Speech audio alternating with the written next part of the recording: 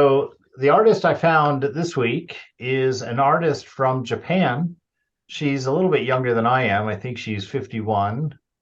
And interspersed, as I'm immediately reminded, I put these little Japanese death poems, Zen monk death poems, in between here and there that sort of match the topic of the art and the mood of the art that we're looking at. And so this first death poem, and the idea behind the death poems, this looks like a tanka. These Zen Buddhist monks have a tradition going way back to the early Middle Ages. No, way more than that, back to like the 1200s or so, maybe even farther than that, where they write a poem at their death, like their last words is a haiku or a tanku. And so this Gizan Zenrai, who died on the 28th day of the 10th month, 1333, writes, I was born into this world. I leave it at my death. Into 1,000 towns my legs have carried me, and countless homes. What are all of these? A moon reflected in the water, a flower floating in the sky. Ho. I think we shared this one actually before.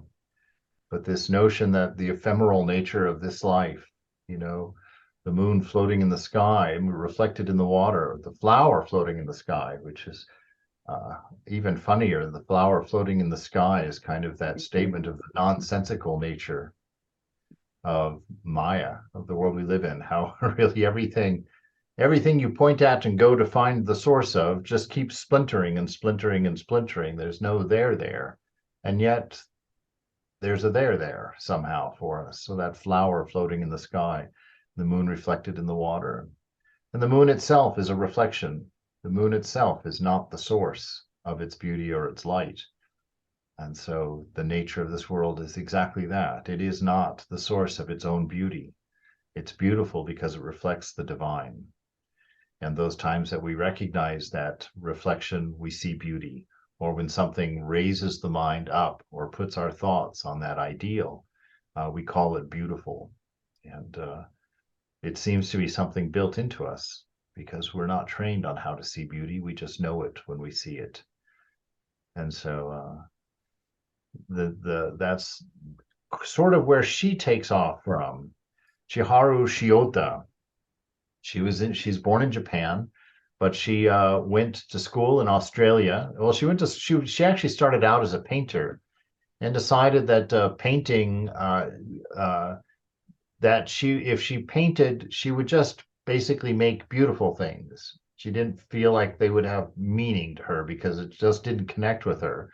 So she enrolled in art school in Australia and became, I guess, acquainted with performance art and installation art, and it really caught her imagination. And she moved to Berlin and studied under an artist. I have a series on her that I think we'll do. Abramovich, who's kind of a performance art worker who involves her own body in her Yeah, art, and she's it's very incredible. really incredible, Incredible. extremely powerful work. And so Chiharo has worked with her significantly. She was one of Mhm. her art school teachers, Wow. and really took off from her work. So born in Osaka, Japan in 1972, lives and works in Berlin, confronting fundamental human concerns such as life, death, and relationships. Shiota explores human existence through various dimensions by creating an existence in the absence, either in her large-scale thread installations that include a variety of common objects and external memorabilia, or through her drawings, sculptures, photography, and videos. So she says that this statement here, creating an existence in the absence, is the underlying theme of all of her art, she says.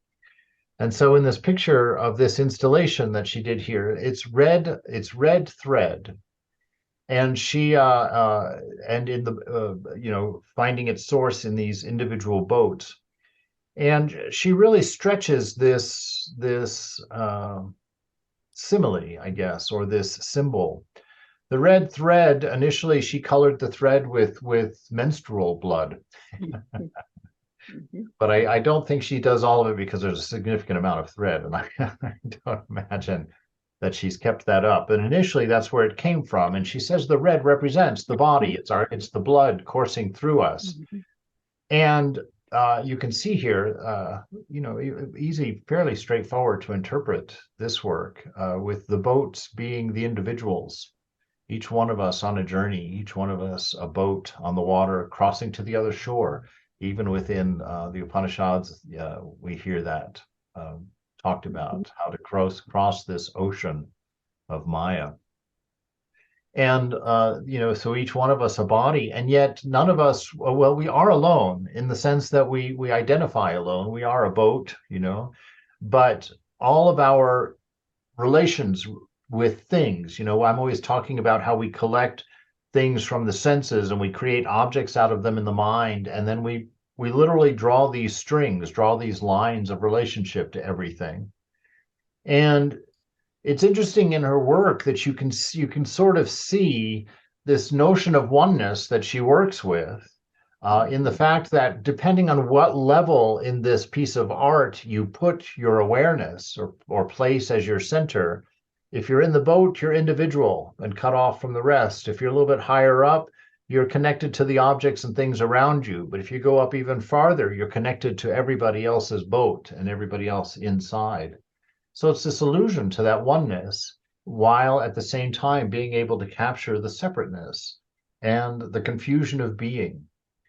And this notion that when you look at this, there's not a singular place. That these relationships are not only with objects and other things in the room, but you see how these threads are tied to one another. And so even relationships breed uh, this tangential idea of connectedness with everything else. And not just the connectedness, but there's also in some of the works you'll see somewhat of an allusion toward the bondage, that these relationships are the things that tie us down, that hold us into this wrong thinking, this wrong idea of who we are. In her work called Over the Continents, she says, I asked people to send me their shoes with a little note telling a story about an experience they had with those shoes. Some of them were really strong stories. For example, of a person who was in a wheelchair and wanted to try to walk again and bought a pair of shoes for this. In the end, he realized that he would never be able to walk again, and he sent me his shoes. People who visited the exhibition started to cry when they read this story. It's the emotions that are sacred. That's one of the things that she says. I think I actually have the quote later where she says that she does not necessarily consider her work to be sacred.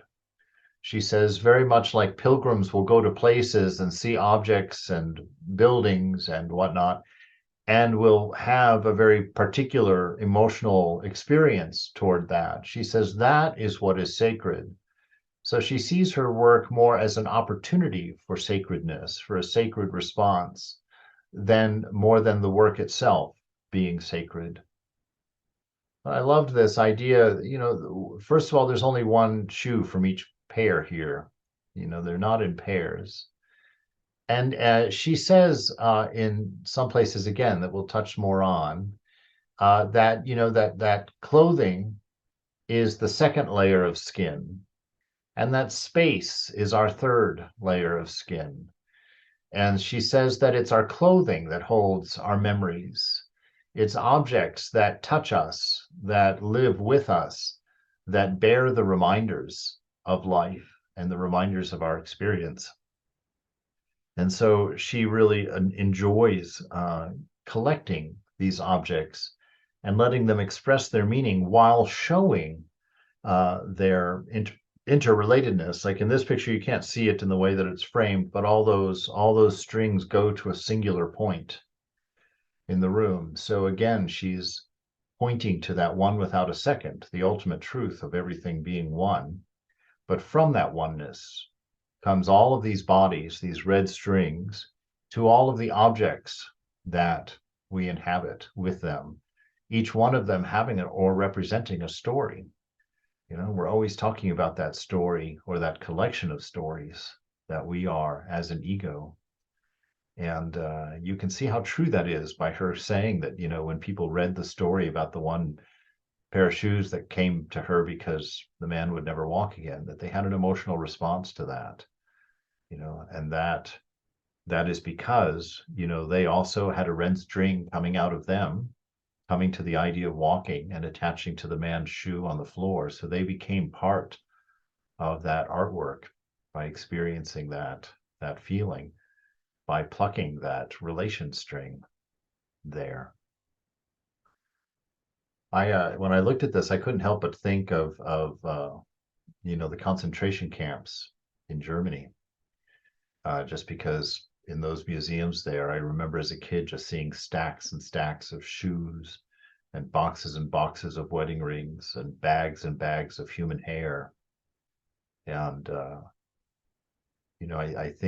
I don't think that's accidental that comes to mind when you see this, because that's very much the same experience, because you saw that box of wedding rings, and you knew the hands that they were on, and you could see it and feel it, and that ache inside. And we feel that ache because of oneness. We feel that ache because of empathy when we see ourselves in each other. We have that shared story for a moment, that shared identity for a moment. We put our consciousness a little bit farther up the string, so it's not just our story that touches us, but we see our part in every story, in a sense, and that's empathy.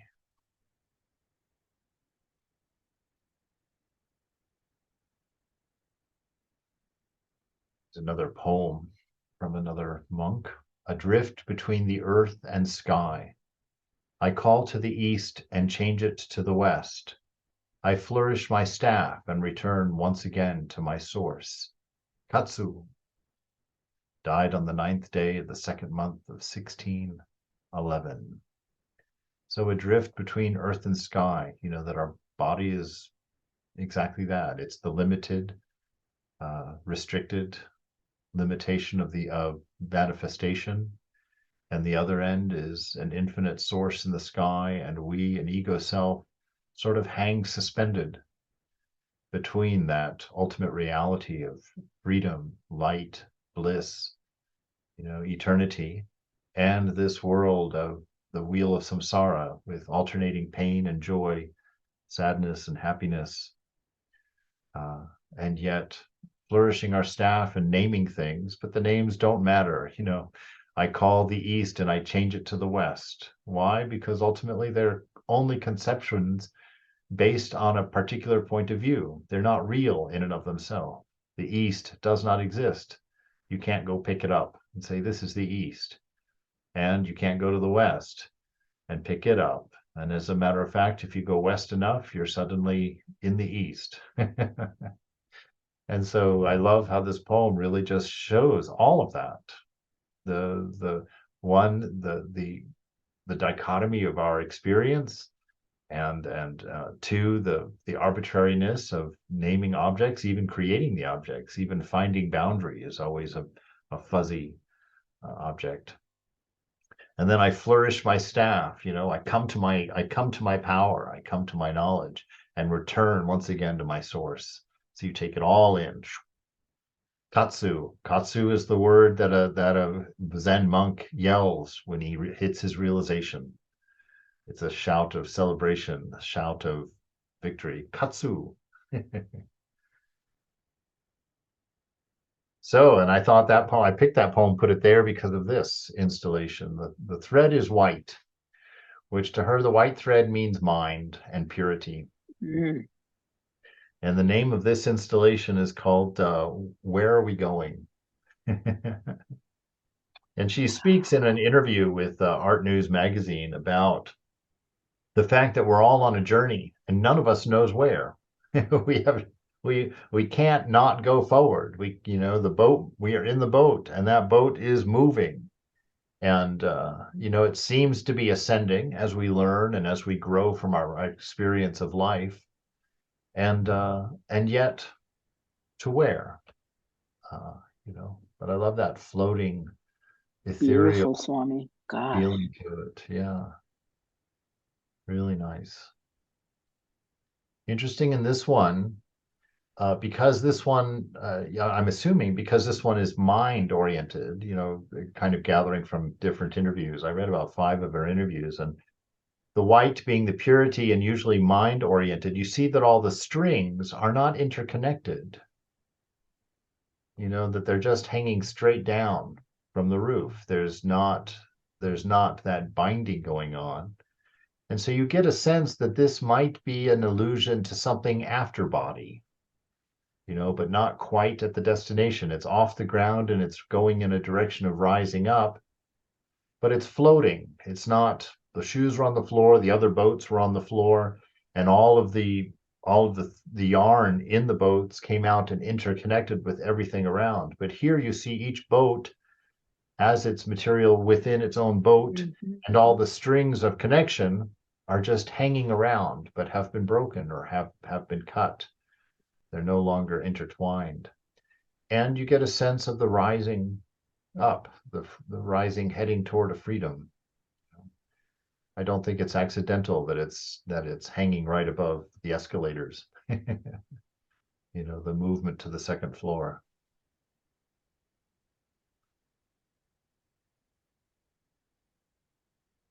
I wouldn't connect my artwork to the concept of sacred, but more on people's reactions to it. In this sense, it is comparable to religion. In religion, people travel to certain places and see certain objects, and they experience strong emotional reactions. I think those reactions are sacred, but not necessarily the objects. It is similar with my artwork. I think What a, this is, yeah. What's that? yeah, really quite profound. Wow. Yeah, yeah. What It's do you nice. think? Yeah. I really love this notion Whew. because it's that universal aspect. The Mm-hmm. different objects and pilgrimage places will touch a Christian, and different ones will touch a Muslim, and different ones will touch a Hindu. And so if we call the places sacred, then we've got a problem because they're only sacred to who's looking at them. So she's quite right in saying that it's us that makes sacred space Mm-hmm. because we ourselves are sacred. And when we draw a line from our own sacred nature to a space, a spiritual space or an inspiring space, it becomes sacred to us. It becomes a container or a reflector, a mirror of that sacredness. So I really like that she separated that and understood that, Mm-hmm. because Mm-hmm. only from that perspective could you share in that with Mm-hmm. people who are quite different. And you discussed this issue with Kamala at the gospel mining the real class when she was talking about, the deities and whatnot. Yes, exactly. Mm-hmm. Because I'm not sure if that's blasphemous. Probably somebody would be quite disturbed by my saying that, but I do feel that about the deities also. Mm-hmm. Mm-hmm. Mm-hmm. Mm. Yeah, cool. But I guess even with the deities, they're slightly different because the deities are aspects of our Right, ideal, right. aspects of our ideal.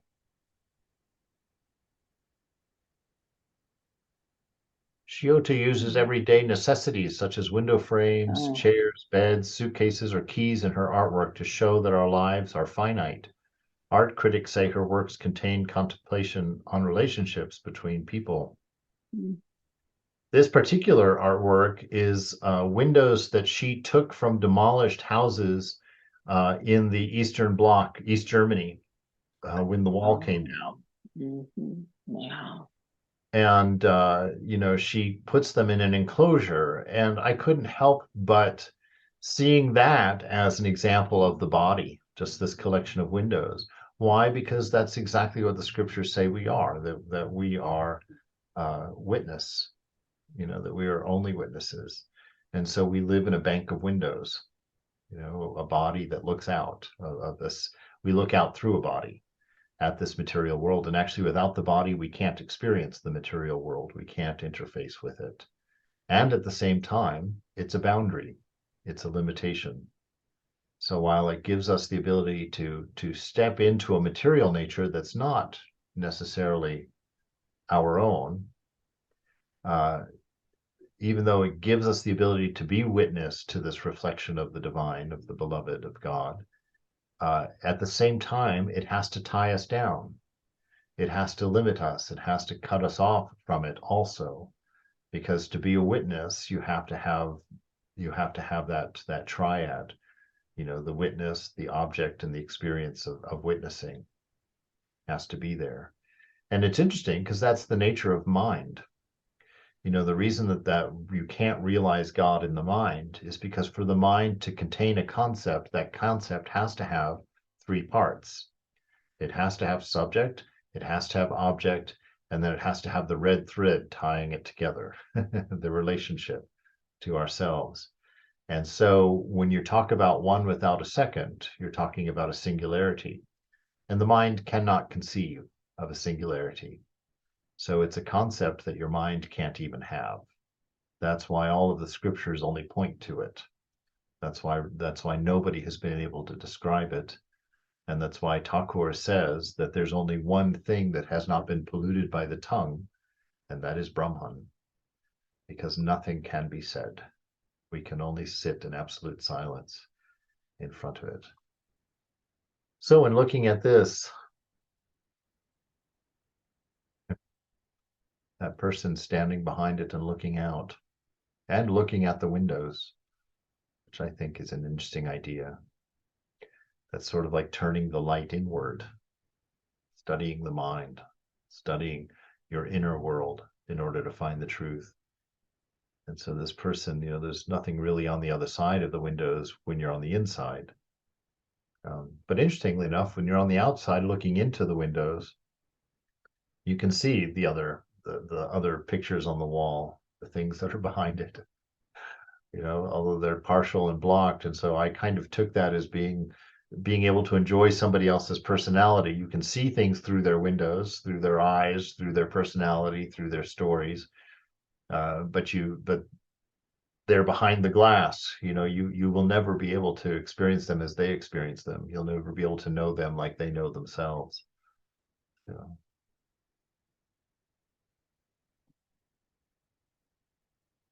This one here, there's three different works here. And I don't know, they're all three quite different, actually. This one is the first time that you see in this left picture on the left, these are like disembodied bodies. I get that hint, well, because one, they're red, and two, they're not yarn, because I think she's doing something a little bit different here. She does have a pair of shoes, a pair of boots sitting on the floor under that one. So that's the one that kind of clues you in to the nature of these being disembodied souls. So they don't have form in the sense of a boat, but they have a story, they have the shoes, they have some identity, and their relationships are not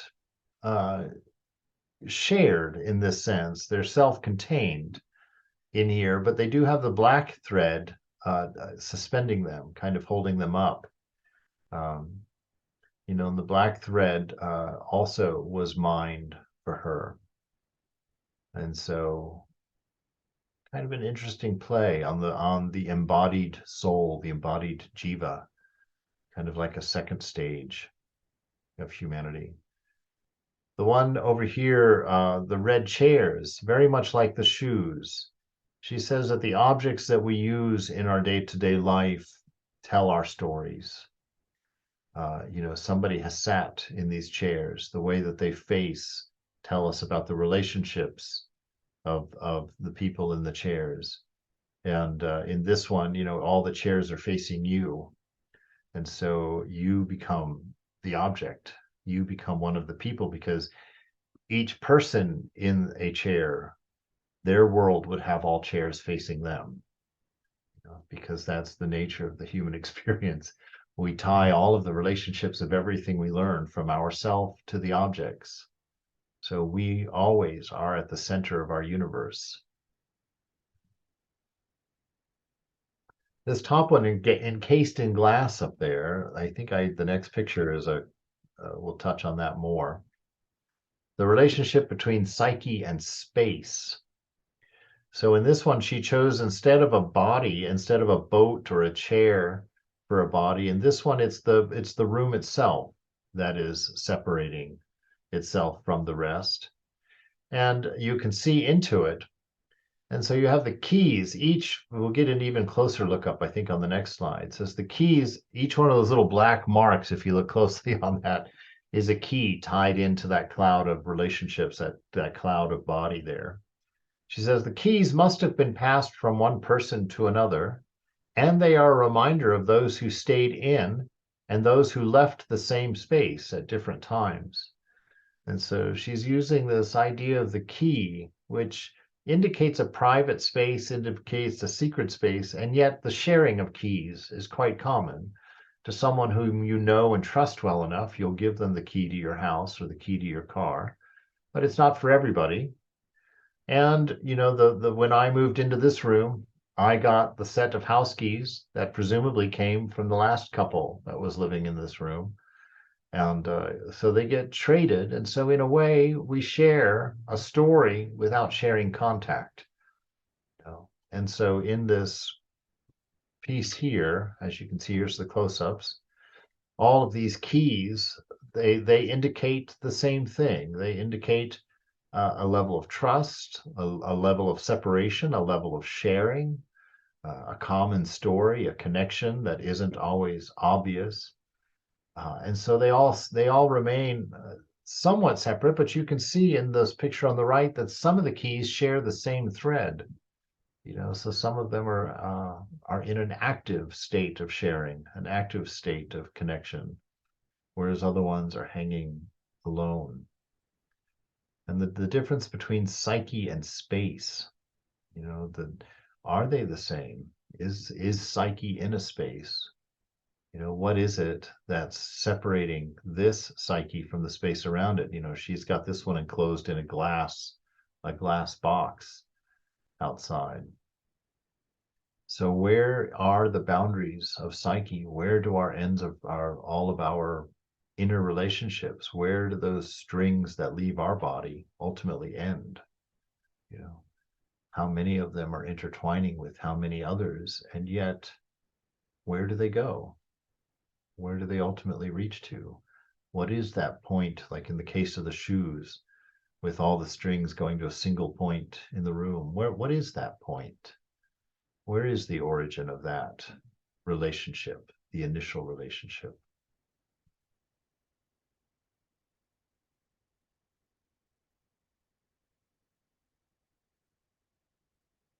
This is the poem of Musho Josho.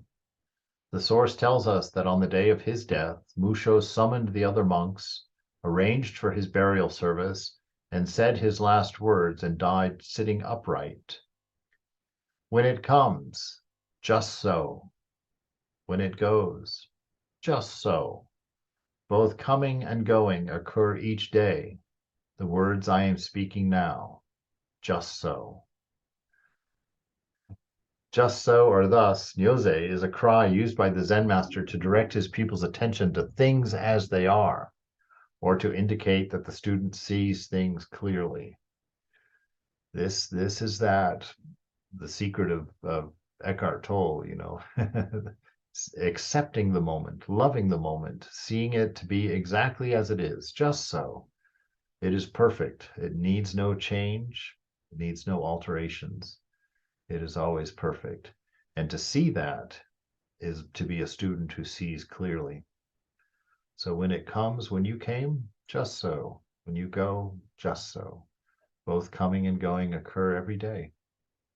People coming and people going. It is life. And so why is our coming and going any more special or unique or different?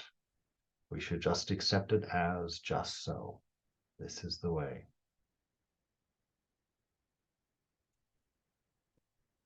Within the atrium of Gropius Bau, Chihiro Shioto has created a cloud of thoughts and connections, binding the viewer to the past and the future, the artist describes.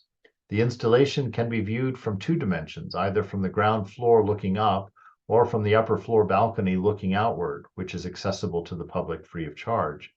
Mixed within the all-white strands of woven material are paper ephemera, printed black and white pictures, leaflets, and pages torn from books. The white yarn is timeless, Shiota continues. I do not think time is something linear, but has rather a circular motion. So kind of a fascinating idea, time as a circular motion or something that goes in a circle. And certainly everything indicates that. You know, the idea of linear is a very Western idea. You know, in the West, we put everything on a timeline that goes from a beginning to an end, and yet there's nothing in nature that goes in a straight line from beginning to end. Everything in nature goes in a circle, you know, goes in a cycle, and everything has its times in that cycle. And Vivekananda, you know, makes a wonderful point. He says, why is it? And he actually asked that question to his audience when he was teaching them here in the States. He said, why is it that everything in this creation goes in circles, whether it's the electrons in an atom, the people on the surface of a planet, the planet around a sun, the sun around the galactic center? You know, why everything is going round and round and round? And he says, it is because the circle is the only way to represent the nature of eternity in the finite. The only way that you can represent God in the finite, in the limited, is in a circle, because the circle is the only thing that has no beginning and no end and continues on, is self-contained. It's the image of enlightenment, as you remember from the story of the bull, and also that other Japanese artist we looked at, whose name is going to escape me, but who talked of the same idea, that, you know, eternity is caught in that circle, and his first image was of the sun in the sky with the birds. So here is this painting, or the painting. Here is this web of relationships, and this, you know, if we take the idea of the white thread being mind, this could be a singular person's mind with all of the paraphernalia in it. There's books, there's pictures, there's pieces of clothing, there's, you know, all just the black and white photographs. This is your mind. All of its collection of mental detritus from your life, all of your experiences, all of your memories of faces, all of books that you read and pieces of information that you know, to-do lists, they are all here, all of them trapped in this web of relationship, this web of thinking that is inescapable. It's both the source of our freedom and our bondage. You know, it's what helps. It's the thorn that takes the other thorn out. So it's necessary for the journey. But in and of itself, you know, without a connection to a person, this has no meaning, has no value. And what is that person? That person is love, right? We are Satchitananda. And so without that connection, nothing in the world has meaning or order. It is its relationship to love within us that will give it its importance, and actually give it its story and its value in our life. But once we're removed, you know, I mentioned that with Frederica's, that woman who had passed away as the last member of her family, and all of her albums, you know, it was just like this, her whole world. And when she passed, that string didn't connect to a center anymore. Everything became its own thing, and in being its own thing, it was without value. It was no longer important. And the two different perspectives, I think, were interesting that she mentioned them in her interview. You can see it when you're under it, which is to be alive, to be a human being, and to have all of these things in your mind. And this is where the weight of reality comes from, right? It's where all our stress comes from. It's where our emotions come from. It's where our values come from. So we live under its shadow, under its weight. And you kind of feel that weight in these points that are weighted down by books, by bigger things in that web. So that's a perspective of life, is when we live under the mind, in the mind, identified with mind. But then she has a second perspective when you're up on the second floor. You look at it from the side, you're not under that weight, and it doesn't have the same heaviness to it. It looks more like looking at a cloudscape outside of an airplane window. There's a sense of freedom from it. There's a sense of disconnection from it, or in a healthy way, the non-attachment, perhaps. The binding aspect of it doesn't seem to be there because you're not under it. There's a picture from the second floor. So it has a very different, a completely different feel from being under it.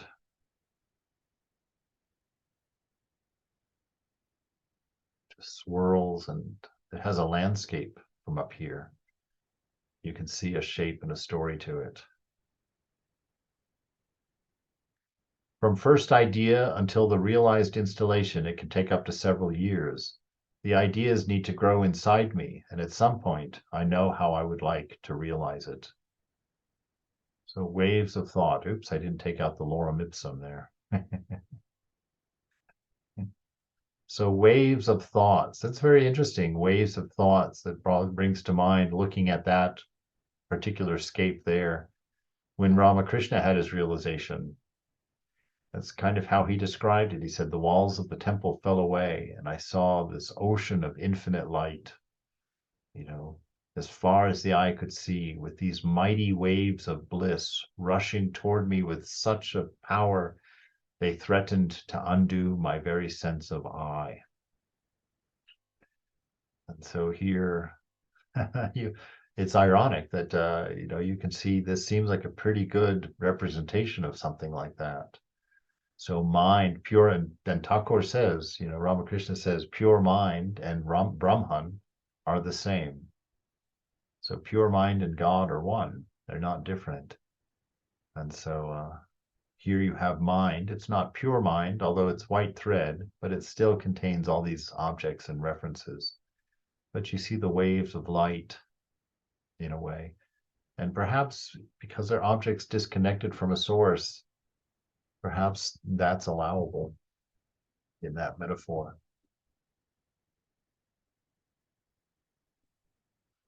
Reflections of space-time, pure self reflected in memory, mind, the surrounding confusion of what is real, which is original.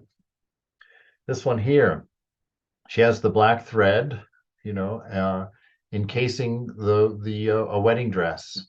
It's a single wedding dress with a reflection, but you can't tell which one of the dresses is real within the tangle of the string. And so it's this confusion that we experience. We talked about being stuck on that continuum of the eternal at one end and the material at the other end, and we're suspended in the space between. Here you have exactly that. You have this dress suspended in the space between, caught in the world of relationship, of all of these strings tying everything together. And yet the string itself, the mind itself, with all of its relations and containers, obscures the truth of what is real. Which is real? Is this material me real, or is this ethereal me real? Which one is it? I love how she just catches that there. And the white of the dress, of course, is that ethereal purity of the self. The self is the second. Well, it's interesting because she mentioned in that as we talked about earlier, that clothing is the second skin, right? And space is the third skin. So here, this is that second skin. This is our identity. You put on a wedding dress, you're a bride. This is who you are. And so, but what is real? What identity is real? What am I truly?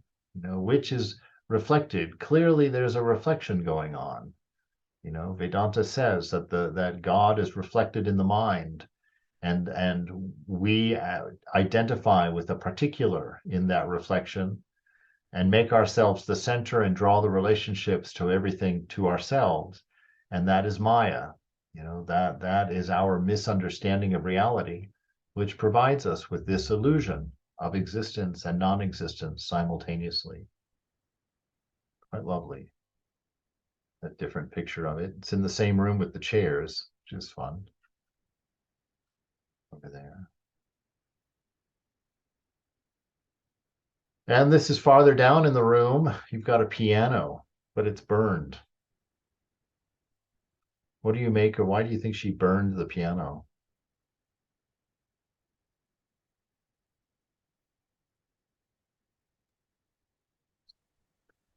She didn't mention it, but it makes it black for one. Mm-hmm. Mm-hmm. So Yeah.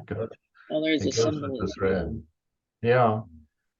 And it's the action. All the chairs are facing it. So perhaps it is just what it is. And the burned meaning spent, meaning done. It's not being played at the moment. It's been consumed. It's been enjoyed. It's only a shell now, representation of itself.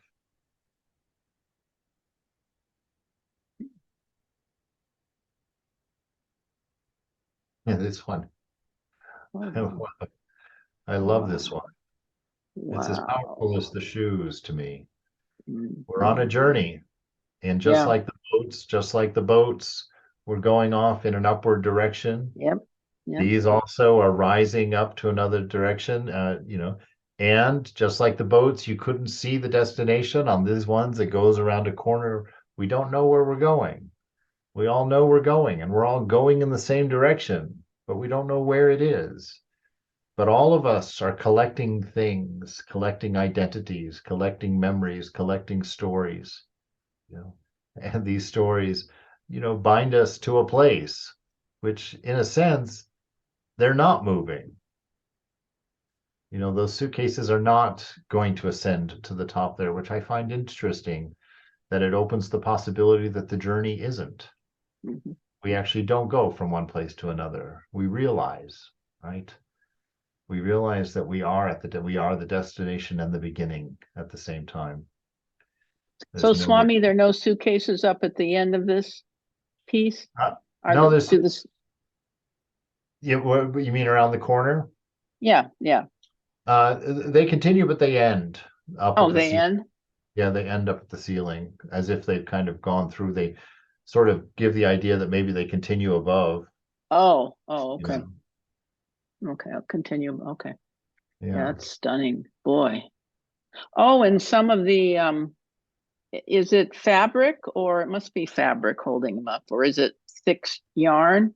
Some of them It's are shorter. Do you see in the beginning they're short, and then some are yeah. attached to the suitcases and some aren't. See that? Yes. Yes, indeed. Hmm. I didn't notice that before. Mm-hmm. But if the red thread is that body, the connection to body, then I would assume that maybe those empty threads are released. Mm-hmm. They're not Mm-hmm. holding on to their baggage. They're not Mm-hmm. identified with their story, with their traveling self. Mm-hmm. Wow. Mm, just beautiful. It is, it's beautiful because I mean, it immediately brings you to the point when Mm-hmm. you look at it. And it's intriguing, the Mm-hmm. difference in the suitcases and the difference in ages, the difference in styles, the difference in Mm-hmm. colors. And Mm-hmm. yet you can see you at the same time they're suitcases. It's just wonderful, I think, how it's the same thing with the shoes. They're all shoes, but each one is so radically different from the others. They're so individual, and yet they are the same.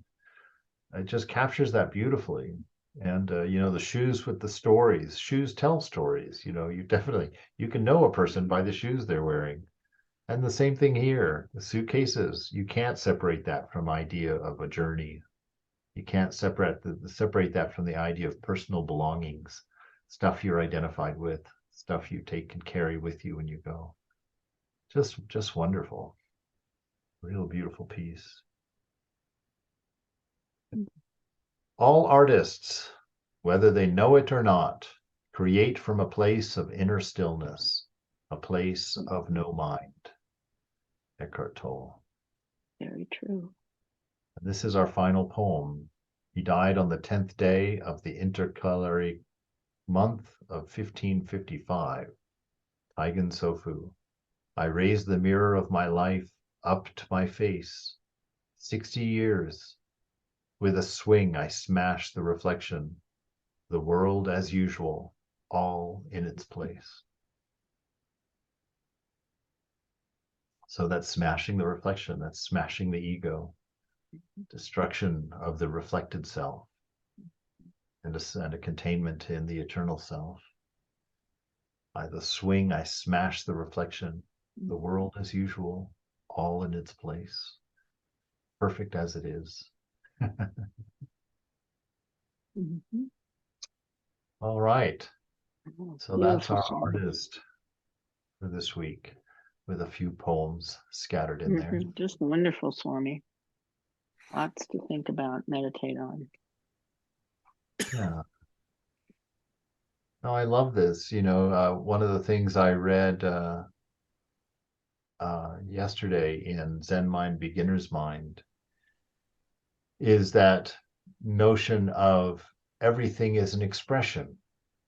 That everything should come from within, from you, and that your practice should be no different. That practice is not a searching, it's not a gaining, it's not a learning, it's an expression.